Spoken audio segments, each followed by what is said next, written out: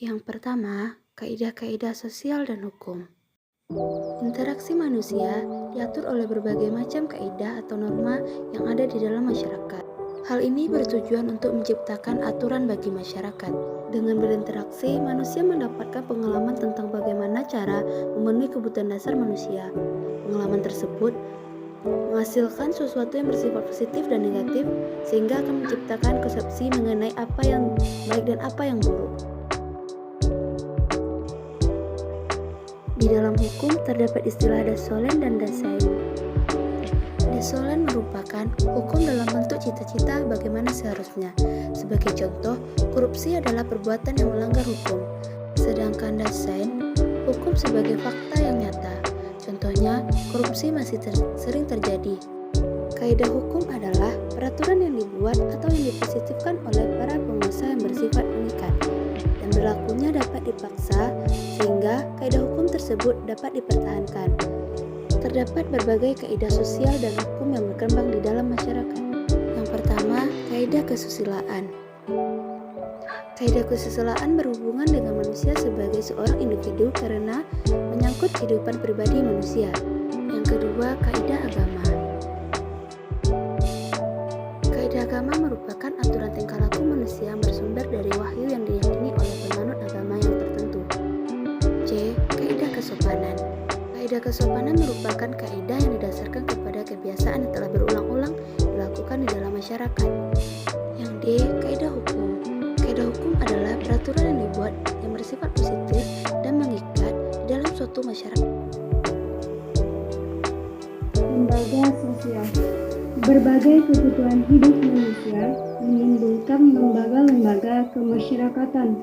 Misalnya, kebutuhan kehidupan kekerabatan menimbulkan lembaga-lembaga kemasyarakatan seperti lembaga keluarga, lembaga agama, lembaga pendidikan, lembaga ekonomi, dan lembaga politik. Adapun fungsi dari lembaga kemasyarakatan yaitu yang pertama, memberikan pedoman kepada para warga masyarakat bagaimana mereka harus bertingkah laku atau bersikap dalam menghadapi masalah-masalah masyarakat, terutama menyangkut kebutuhan pokok. Yang kedua, menjaga keutuhan masyarakat yang bersangkutan. Yang ketiga, memberikan pegangan pada masyarakat untuk mengadakan sistem pengendalian sosial atau disebut social control.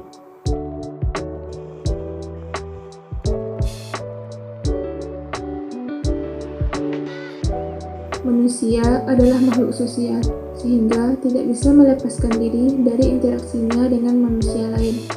Walaupun manusia dilahirkan seorang diri, namun dia mempunyai naluri untuk selalu hidup dengan orang lain, yang dinamakan dengan gregariousness. Dalam hubungan antara manusia dengan manusia lain, yang penting adalah reaksi yang timbul sebagai akibat hubungan-hubungan tadi. Reaksi tersebutlah yang menyebabkan tindakan seseorang menjadi semakin luas. Hal ini terutama disebabkan karena keinginan untuk menjadi satu dengan manusia lain yang berada di sekelilingnya, yaitu masyarakat, dan keinginan untuk menjadi satu dengan alam sekelilingnya. Ciri-ciri dari kelompok sosial adalah yang pertama, adanya kesadaran setiap anggota kelompok bahwa dia merupakan bagian dari kelompok. Yang kedua, adanya hubungan timbal balik antar anggota. Yang ketiga, adanya satu atau beberapa faktor yang dimiliki bersama, seperti nasib yang sama, kepentingan yang sama, tujuan yang sama, ideologi politik yang sama, dan sebagainya. Yang keempat, adanya struktur kelompok. Dan yang kelima, adanya perangkat kaidah-kaidah. Kekuasaan dan hukum. Tanpa hukum, kekuasaan adalah angan-angan. Kekuasaan tanpa hukum adalah kezaliman. Mukhtar Kusuma Atmaja. Dalam penerapannya, hukum memerlukan kekuasaan. Kekuasaan akan memberikan kekuasaan kepada penegak hukum untuk menjalankan fungsi hukum dengan baik.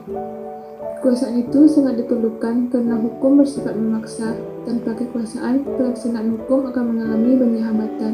Semakin tertib dan teratur suatu masyarakat, semakin berkurang pula kebutuhan dukungan kekuasaan. Sebaliknya, hukum juga berfungsi dalam memberikan batasan kekuasaan. Kekuasaan harus dibatasi karena jika tidak, hukum akan disalahgunakan oleh orang yang memiliki kekuasaan dan memihak kepentingan kelompok tertentu. Menurut Suekanto, para pembentuk, penegak maupun pelaksanaan hukum adalah warga negara masyarakat yang mempunyai kedudukan yang mengandung unsur kekuasaan. Tetapi mereka tidak dapat menggunakan kekuasaan sewenang-wenang karena ada pembatasan tentang peranannya yang ditentukan oleh cita-cita keadilan masyarakat.